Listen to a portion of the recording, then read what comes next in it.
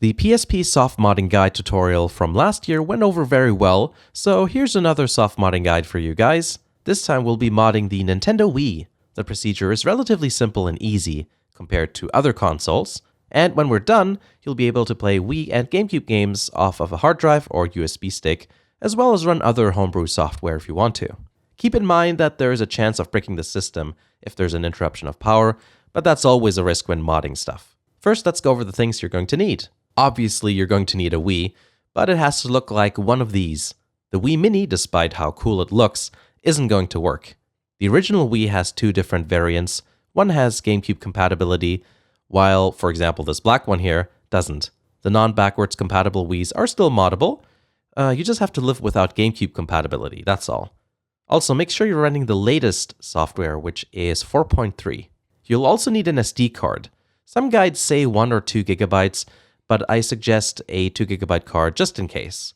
As far as I understand, you can't use any of the high-capacity SDHC cards at all with this. If your computer doesn't have an SD card reader built in, you're obviously going to need one of those too. If you want to run backup games, you're going to need to get yourself either an external USB hard drive or a USB stick. USB sticks are nice because they don't take up that much space, especially if you get one of these really low-profile ones. And some of those have a surprising amount of space on them too. You need a PC with internet access to transfer all the files onto the SD card, like I said before. You can use a Mac for getting the files onto the SD card, but if you want to run Wii games off an external drive, you need a PC.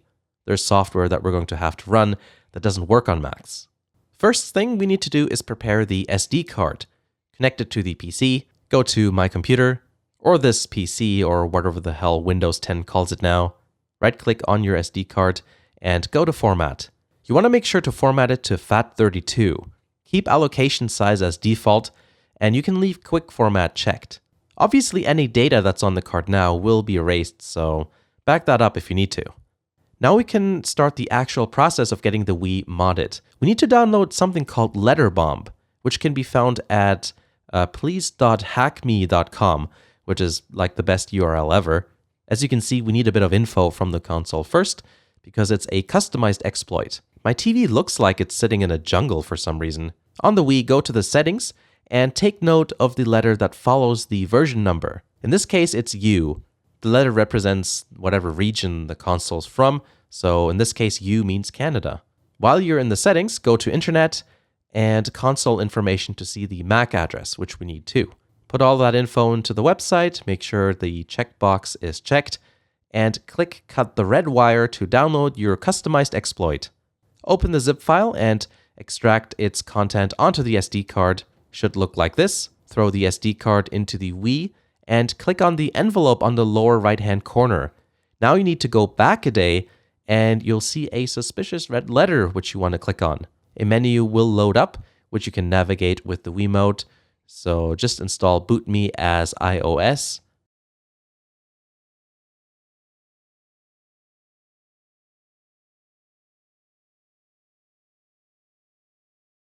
Once that's done, go back to the main menu and install the Homebrew channel.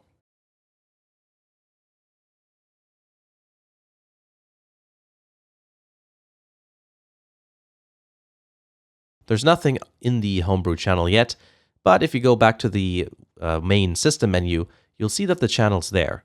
And later on, this is where we'll launch our custom software from. The whole aim is to play backup Wii and GameCube games, so let's get the appropriate software on there to do that. Specifically, we need USB Loader GX, which can launch games stored on external drives, and Nintendo, which gives the USB loader the ability to launch GameCube games. Take out the SD card and connect it to the computer again, download USB Loader GX, link is in the description, extract the files into the apps folder so that the folder structure looks like this. Now we need Nintendo in order to run GameCube games. Go to the official Nintendo website. Again, a link is in the description. Scroll down to the quick installation section. Download these 3 files here, loader.dol, meta.xml, and icon.png.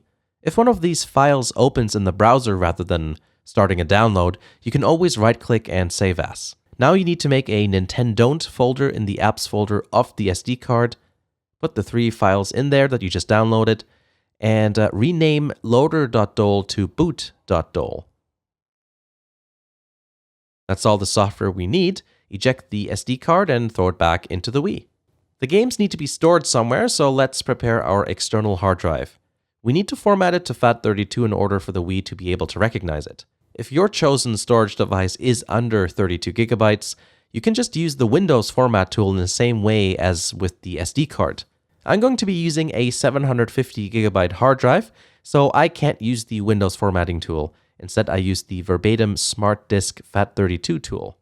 Just Google it, or check the link in the description.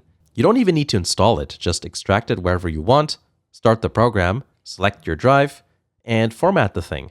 If you have physical copies of Wii and/or GameCube games, you can just skip these next steps. Start the USB loader, put your game in, and let it copy the game to the hard drive. If you're using ISO files that you either ripped yourself or downloaded off the web, then you'll have to do what I'm going to explain next. Make 2 new folders on the hard drive, Games and WBFS. GameCube games go in Games, and Wii games go in WBFS. For GameCube games, you need to make a folder inside the Games folder named whatever the name of the game is, and put the ISO file in that folder, with the ISO being renamed to game.iso. With games that consists of 2 disks, you have to name the first disk game.iso and the second disk2.iso. The website that I talked about earlier of Nintendo illustrates that, so you can check that out.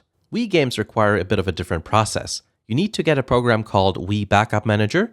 Again, link is in the description. Just extract it onto wherever you want on your computer. Alright, here's why you need this program. FAT32 has a file size limit of 4 gigabytes, which many Wii games exceed. This tool takes the ISO file and converts it into another type of file and splits it into chunks to get around the size limit. You can add files or folders if you want to do bulk conversions too. Check which games you want to convert, go to Transfer, click WBFS, and select which folder you want to save to. You can see the end result here. Each game has a folder with a WBS file or files in it.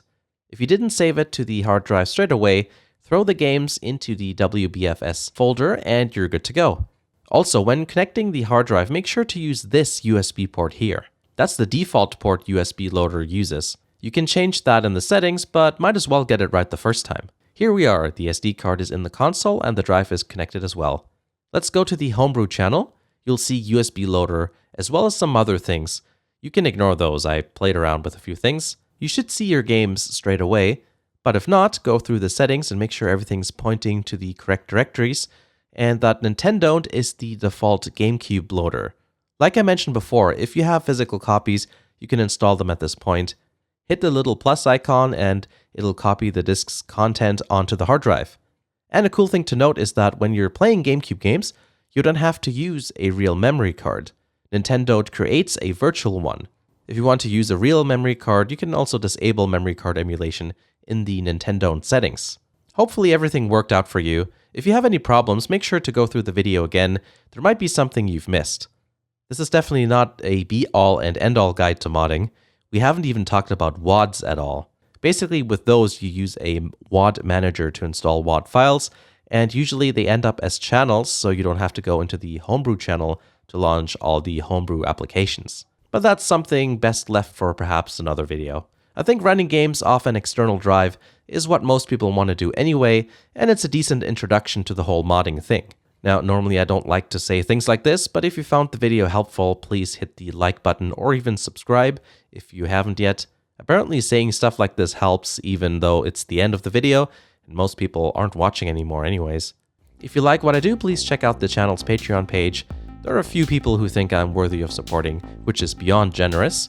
Of course, I try my best to give supporters some neat goodies like early access to videos and things like that. Thanks for watching, and I'll see you again in the next video.